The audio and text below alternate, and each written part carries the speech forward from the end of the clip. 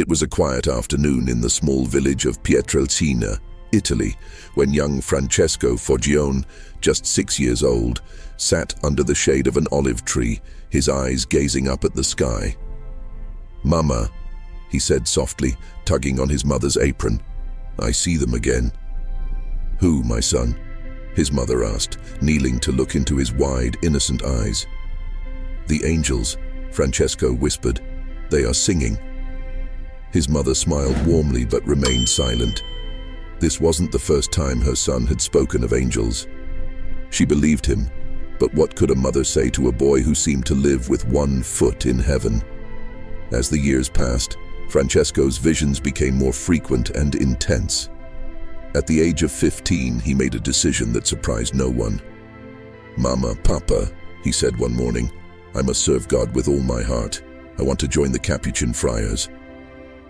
And so, Francesco became Padre Pio. By 1918, Padre Pio was a humble friar, living in a small monastery in San Giovanni Rotondo. He spent his days praying, hearing confessions, and celebrating Mass. But one day, while praying in the choir loft, something extraordinary happened. It was a dark, stormy day, the wind howling outside the chapel's stone walls. Padre Pio knelt before the crucifix, his heart pouring out in prayer.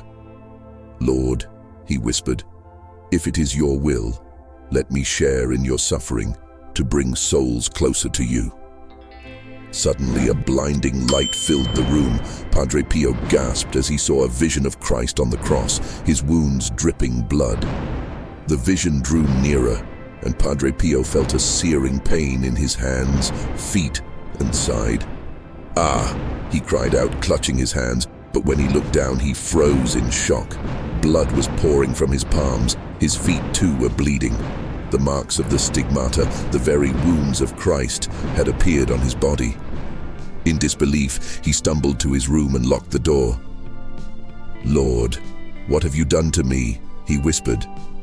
"Why me?" For the rest of his life, Padre Pio bore these wounds, which bled daily but never became infected.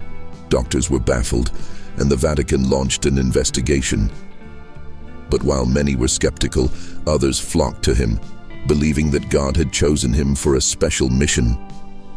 Soon, people from all over the world came to Padre Pio's confessional, hoping for guidance and forgiveness.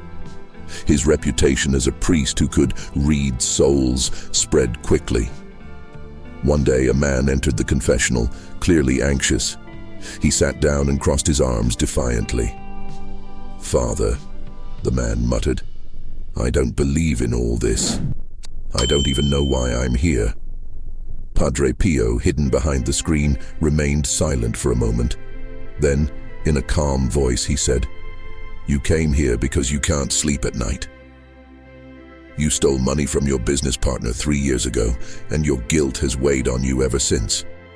The man's face turned pale. How could you know that?" he stammered, tears filling his eyes. "God knows all," Padre Pio replied gently. "Now, my son, repent and make things right." Overcome with emotion, the man broke down, confessing everything. He left the confessional a changed man, his heart lighter than it had been in years.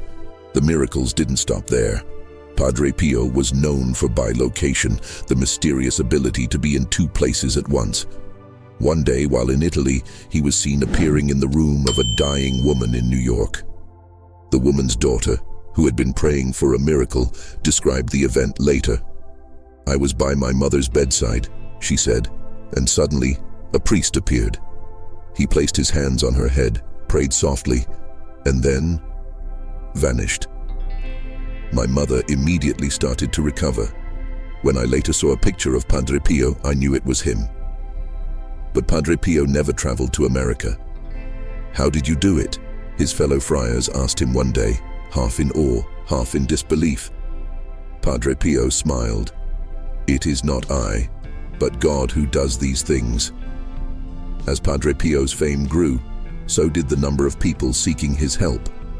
Despite his physical pain from the stigmata, he never stopped serving others. He would often say, "Pray, hope, and don't worry." Worry is useless. God is merciful and will hear your prayer. In 1968, at the age of 81, Padre Pio knew his time was near.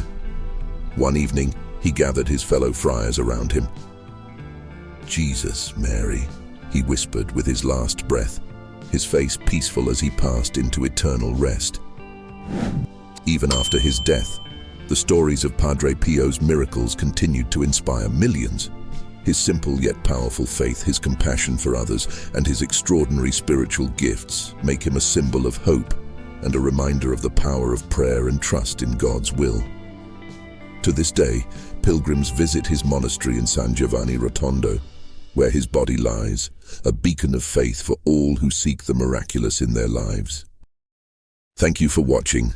If you enjoyed this story, please like, share, and subscribe to our channel. Your support helps us share more amazing stories. Don't forget to hit the bell for updates.